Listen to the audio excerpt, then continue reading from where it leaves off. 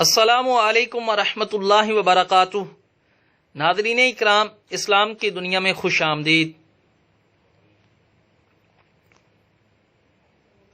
آپ صلی اللہ علیہ وآلہ وسلم نے فرمایا، درختوں میں سے ایک درخت ایسا ہے کہ اس کے پتے نہیں جھڑتے، اور مسلمان کی بھی یہی مثال ہے۔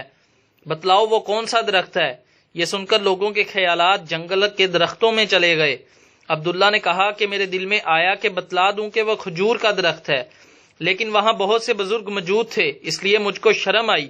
آخر صحابہ نے عرض کیا، یا رسول اللہ، آپ ہی بیان فرما دیجئے۔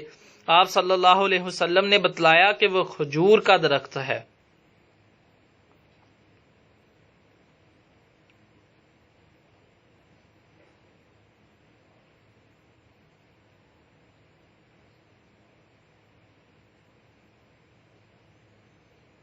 مزید معلومات کے لیے اسلام کی دنیا چینل سبسکرائب کریں اور بیل آئیکن پر کلک کریں۔ سوالات، جوابات اور اصلاح کے لیے ہمیں واٹس ایپ کریں یا میل کریں۔